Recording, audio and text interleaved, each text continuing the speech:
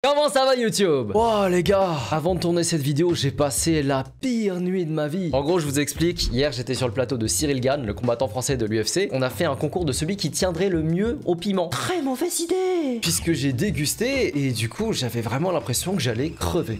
Je crois qu'on l'a laissé sur la table. Non, ben non. Mais bon, pour se faire pardonner, Cyril m'a signé les gants du studio, hein. Donc là on a Bon Gamin qui est son surnom à l'UFC. Donc du coup ça nous fait un petit élément de décor en plus dans le studio et ça me fait très plaisir. Voilà. Les gars, c'est déjà le 4e épisode de cette série de vidéos. Bah oui. C'est pas pour dire, mais entre l'Antiquité, le Moyen-Âge ou encore la Renaissance, on en a vu des morconnes. Sauf qu'aujourd'hui, on va s'intéresser au 18e, 19e et 20e siècle. Et je sais pas pourquoi, mais pendant ces 300 ans, il y a eu une montée en puissance des gens cons. Et c'est ce qui fait que l'épisode d'aujourd'hui est particulièrement banger. Et je dis pas ça juste pour la vidéo, hein, puisque la première histoire va vous annoncer la couleur directe. Tout d'abord, bienvenue à Paris. Ah, Paris, la ville du romantisme, du tourisme, de la gastronomie et de la guillotine. Les amis, bienvenue en 1792, en pleine Révolution française. À ce moment-là, ça fait à peu près un an que Louis XVI s'est fait choper par les sans-culottes et qu'on approche petit à petit de son...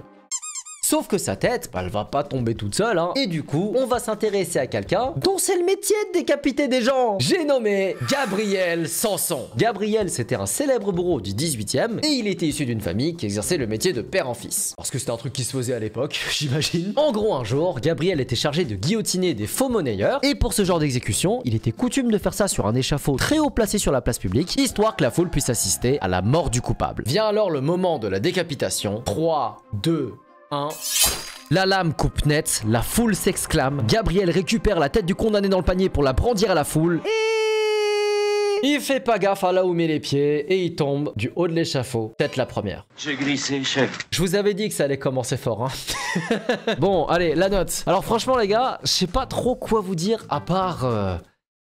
qu'il était débile quoi. Là concrètement je regarde les cases et je vois pas où est-ce que je peux mettre sa mort à part dans sélection naturelle. Casse-toi de là. Bon allez, prochaine victime, Mathilde d'Autriche. Les gars on va pas se mentir, dans notre vie on a tous déjà désobéi à nos parents et Mathilde ne fait pas exception à la règle. Sauf que elle, ça lui a coûté la vie. En gros, Mathilde c'était la fille de l'archiduc d'Albert, ce qui fait d'elle l'archiduchesse de son pays. Et de par ce statut, on peut s'imaginer qu'elle avait plein de règles super strictes à suivre. Et dont l'une d'entre elles était de ne pas fumer. Sauf que Mathilde, bah elle a 18 ans, c'est le début de la crise d'ado et elle commence à en avoir sérieusement marre de l'autorité parentale. Et du coup, un soir, alors qu'elle était toute seule dans sa chambre, elle décide d'allumer sa première clope.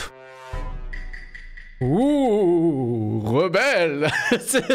Sauf que là, au moment où elle va tirer sa première taffe, elle entend son père monter les escaliers vers sa chambre. Et là... c'est la panique. Elle sait que si elle se fait choper, elle va se faire défoncer. En plus de ça, il y a l'odeur. Elle est dans la merde. Mais il faut au moins qu'elle puisse se débarrasser de la cigarette, histoire de faire semblant. Et là, elle fait un move, mon gars. En gros, dans la précipitation, au lieu de, je sais pas moi, tu sais, balancer la cigarette par la fenêtre, qu'est-ce qu'elle fait, Mathilde? Elle a la formidable idée d'écraser sa cigarette dans sa robe de gaz, qui est une matière faite en coton et en lin extrêmement inflammable. La suite, vous la devinez, Mathilde meurt immolée dans sa chambre devant le regard impuissant de son père. Oh putain, c'est hardcore mon gars, mais je sais pas pourquoi je me tape un fou rire. Mais du coup les gars, moi j'ai une question. Est-ce qu'on peut dire que les chaussettes de l'archiduchesse... Honnêtement, je me sens mal pour elle. Bon allez Mathilde, tu mérites une seconde chance. Parce que en vrai les gars, c'est juste une ado qui a désobéi à ses parents comme tout le monde l'a déjà fait. Elle a juste vraiment pas eu de chance. Voilà, repose en paix Mathilde. Prochaine victime, c'est parti. Neige. Alors je sais que la photo a dû vous étonner, hein, mais il faut savoir qu'il n'y a pas que les humains qui ont des morts nuls. En gros, Neige, c'était un ours qui vivait en Géorgie en 1985. Mais en fait, la Géorgie, je savais pas, mais c'est un énorme carrefour pour le trafic de drogue, notamment celui de cocaïne. Vous voyez du coup pourquoi je lui ai donné ce nom? Et là vous allez me dire, mais du coup, qu'est-ce qu'un ours vient foutre dans cette histoire? Et bah c'est très simple. En gros, un jour alors qu'il se promenait dans la forêt, Neige serait tombé par hasard sur 35 kilos de C, comme ça posé là. Là, l'ours, bah il sait pas ce que c'est, tu sais, d'habitude le miel ça a pas cette couleur, donc qu'est-ce qu'il fait? Bah il renifle pour savoir ce que c'est, et il meurt d'une overdose. Mais vous savez c'est quoi le pire dans l'histoire en plus? C'est que la mort de cet ours, bah elle a inspiré un film. Non, je déconne pas les gars, ça s'appelle Cocaine Bear, c'est sorti en 2023, l'affiche est juste là, et l'histoire c'est exactement ce à quoi vous pensez. C'est l'histoire d'une bande de potes perdus dans les bois qui essayent de s'échapper d'un ours qui aurait sniffé trop de coke. Voilà, c'est une info, vous en faites ce que vous voulez. L'histoire est tellement insolite que je me suis dit que je voulais vous la raconter dans cette vidéo. Mais du coup, passons à la note. Bon, je pense qu'on va tous être d'accord pour dire que Neige, c'est pas de sa faute, quoi. Le pauvre truc qui voulait chercher à manger, il tombe sur de la drogue. Il mérite une seconde chance, Neige. Repose en paix. J'espère que de là où tu nous regardes, tu peux manger autant de miel que tu veux. Prochaine victime. Next. Mort. Gary Hoy. Ça, les gars, c'est le vide.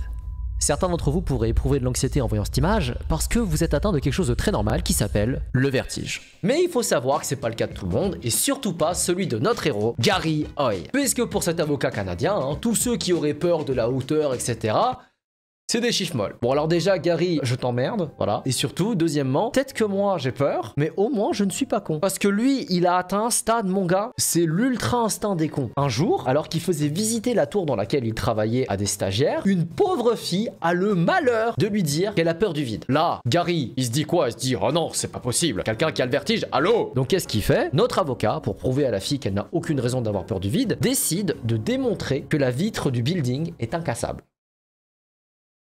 Il aurait pu trouver 1000 arguments à part ça, mais ok. Et donc du coup, qu'est-ce qu'il fait? Il décide de foncer pleine balle contre la vitre de son bureau et il tombe du 24e étage de la tour et meurt de sa chute. Et vous savez c'est quoi le pire dans l'histoire? C'est qu'effectivement, la vitre ne s'est pas pétée. En fait, elle s'est juste délogée du cadre avec Gary. Donc, en fait, finalement, je sais pas si c'est une bonne pub pour les fabricants de fenêtres, mais en tout cas, elles étaient solides. Hein. Et en fait, cerise sur le gâteau, les gars, même s'il était con, Gary, en fait, c'était l'un des meilleurs éléments de son cabinet d'avocat. Et il se passe qu'avec la polémique qui a créé sa mort, et bah le cabinet d'avocat, il a coulé quelques années plus tard. Ça veut dire que le frérot, il a enterré le cabinet d'avocat en même temps que lui. C'est fou ça.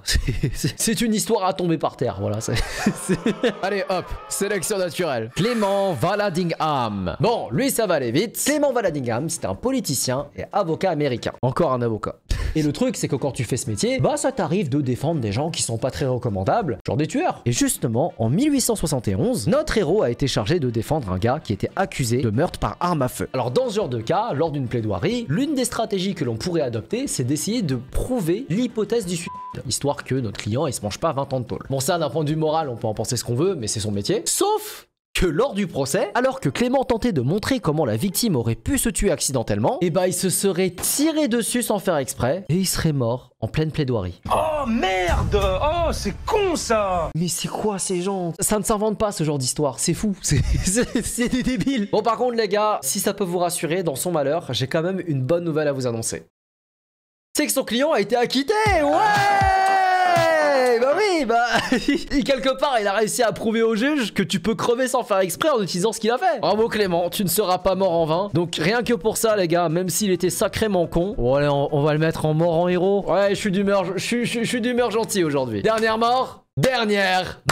Félix Faure, le meilleur... pour la fin. Alors celle-là les gars, vous avez été beaucoup, mais alors beaucoup à me la demander en commentaire des autres vidéos. Et après avoir fait mes recherches les gars, je crois comprendre pourquoi vous m'avez demandé. Félix Faure, c'était un ancien président français dont le mandat a commencé en 1895. Et de ce que j'ai lu, bah c'était pas un mauvais président, hein. Il était même d'ailleurs connu pour être très sympathique, ce qui lui a valu son surnom, le président souriant. Sauf qu'en fait, je sais pourquoi il était si souriant. Puisque certes, Félix était président de la République, mais c'était avant tout un gros baiser. En effet, non content de son mariage, notre héros aurait entretenu pendant des années des relations extra-conjugales et faisait ses meilleures parties de jambes en l'air au sein même de l'Élysée. Mais vous vous rendez compte, mais c'est un détraqué le mec. Tu sais, je me dis, on a connu des présidents qui étaient infidèles, mais au moins ils avaient la décence d'aller ailleurs pour aller tromper leur femme. Et le truc, et c'est là que c'est incroyable, c'est qu'en 1899, alors qu'il trompait encore sa femme, Félix serait mort de ce que l'on appelle une épectase. Et c'est exactement ce à quoi vous pensez, c'est-à-dire qu'il est mort d'une crise cardiaque pendant l'orgasme. Eh putain la honte mec.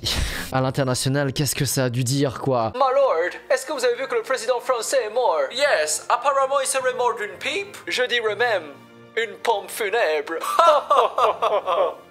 French. Qui trompe sa femme, c'est une chose, et qu'il le fasse au sein même de l'Élysée et qui clame dedans, ça fout la honte au pays et ça je peux pas lui pardonner, ça dégage, totalement mérité, sale que tarve. Et voilà, c'est tout pour la vidéo d'aujourd'hui, j'espère que ça vous a plu. Eh les gars, est-ce que je vous ai menti quand je vous disais que cet épisode ça allait être n'importe quoi? Franchement, je pense que j'ai tenu ma promesse perso. Mais sinon, il y a peut-être juste une petite mauvaise nouvelle que j'aimerais vous annoncer en fin de vidéo. Je pense que cet épisode sera le dernier de la série parce que bah tout simplement on a exploré toutes les périodes de l'histoire et là maintenant on arrive dans les années 2000 jusqu'à aujourd'hui. Et je t'avoue que plus ça avance, plus j'ai un peu la goutte de sueur qui coule parce que je me dis, je suis pas à l'abri de charrier la mort d'un de vos ancêtres. Voilà, on sait pas. Et je t'avoue qu'autant quand ça remonte à il y a 30, 40 ans, ça va encore. Là, ça risque d'être récent, donc j'ai pas trop envie de toucher à ça. Mais voilà, c'était une chouette série. J'espère que ça vous a plu. Si jamais c'est le cas, n'hésitez pas à vous abonner et à me laisser un pouce bleu. Moi, je vous dis à très bientôt pour une prochaine vidéo. Bonnes vacances. Ciao, ciao.